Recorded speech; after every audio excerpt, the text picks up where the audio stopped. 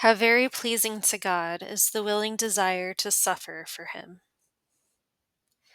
Very pleasing to me, dearest daughter, is the willing desire to bear every pain and fatigue, even unto death, for the salvation of souls. For the more the soul endures, the more she shows that she loves me. Loving me, she comes to know more of my truth, and the more she knows, the more pain and intolerable grief she feels at the offenses committed against me. You asked me to sustain you and to punish the faults of others in you, and you did not remark that you were really asking for love, light, and knowledge of truth, since I have already told you that, by the increase of love, grows grief and pain. Wherefore, he that grows in love grows in grief. Therefore, I say to you all, that you should ask, and it will be given you. For I deny nothing to him who asks of me in truth.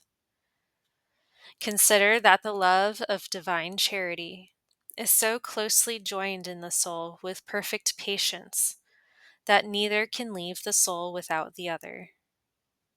For this reason, if the soul elect to love me, she should elect to endure pains for me in whatever mode or circumstance I may send them to her. Patience cannot be proved in any other way than by suffering, and patience is united with love, as has been said. Therefore, bear yourselves with manly courage, for, unless you do, you will not prove yourselves to be spouses of my truth and faithful children, nor of the company of those who relish the taste of my honor and the salvation of souls. How every virtue and every defect is obtained by means of our neighbor.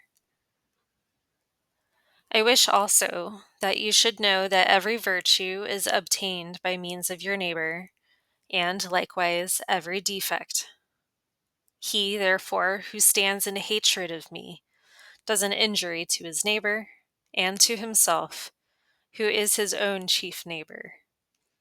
And this injury is both general and particular. It is general because you are obliged to love your neighbor as yourself, and loving him, you ought to help him spiritually with prayer, counseling him with words, and assisting him both spiritually and temporally, according to the need in which he may be, at least with your goodwill if you have nothing else. A man, therefore, who does not love, does not help him, and thereby does himself an injury. For he cuts off him from himself grace, and injures his neighbor, by depriving him of the benefit of the prayers and of the sweet desires that he is bound to offer for him to me. Thus, every act of help that he performs should proceed from the charity which he has through love of me. And every evil also is done by means of his neighbor. For if he do not love me, he cannot be in charity with his neighbor. And thus, all evils derive from the soul's deprivation of love of me and her neighbor, whence, inasmuch as such a man does no good, it follows that he must do evil.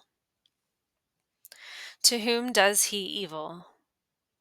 First of all, to himself, and then to his neighbor, not against me, for no evil can touch me, except in so far as I count done to me that which he does to himself. To himself he does the injury of sin, which deprives him of grace, and worse than this he cannot do to his neighbor. Him he injures is not in paying him the debt which he owes him of love, with which he ought to help him by means of prayer and holy desire offered to me for him. This is an assistance which is owed in general to every rational creature. but its usefulness is more particular when it is done to those who are close at hand, under your eyes, as to whom I say you are all obliged to help one another by word and doctrine, and the example of good works, and in every other respect in which your neighbor may be seen to be in need, counseling him exactly as you would yourselves, without any passion of self-love. And he, a man not loving God, does not do this because he has no love towards his neighbor, and by not doing it, he does him, as you see, a special injury. And he does him evil not only by not doing him the good that he might do him, but by doing him a positive injury and a constant evil. In this way, sin causes a physical and mental injury. The mental injury is already done when the sinner has conceived pleasure in the idea of sin and hatred of virtue, that is, pleasure from sensual self-love, which has deprived him of affectionate love, which he ought to have towards me and his neighbor, as has been said. And after he has conceived, he brings forth one sin after another against his neighbor, according to the diverse ways which may please his perverse sensual will. Sometimes it is seen that he brings forth cruelty, and that both in general and in particular.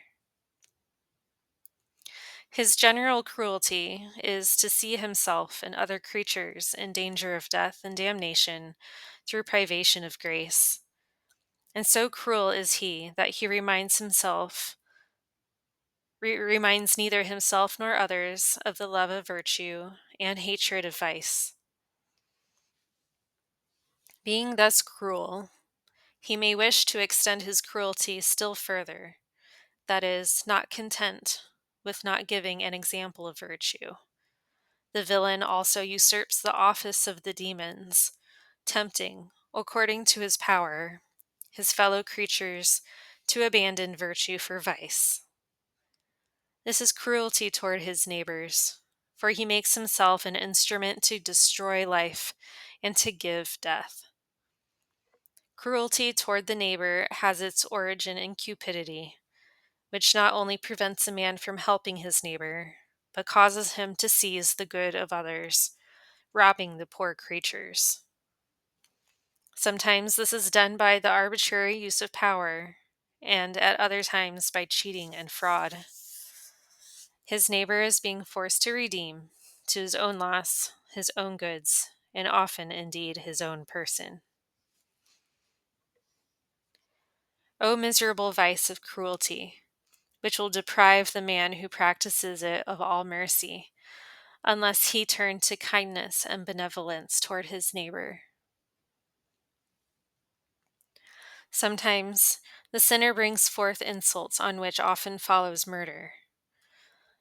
Sometimes also impurity against the person of his neighbor, by which he becomes a brute beast full of stench, and in this case he does not poison one only, but whoever approaches him with love or in conversation is poisoned.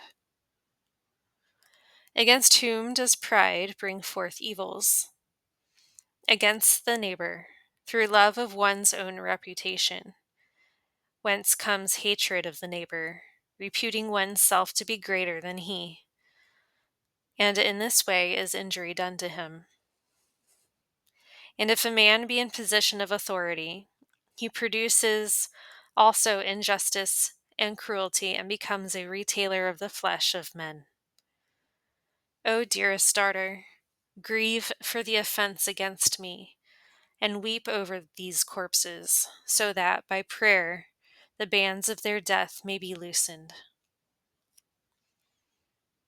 See now that in all places and in all kinds of people, sin is always produced against the neighbor, and through his medium. In no other way could sin ever be committed, either secret or open. A secret sin is when you deprive your neighbor of that which you ought to give him. An open sin is where you perform positive acts of sin, as I have related to you. It is therefore indeed the truth that every sin done against me is done through the medium of the neighbor.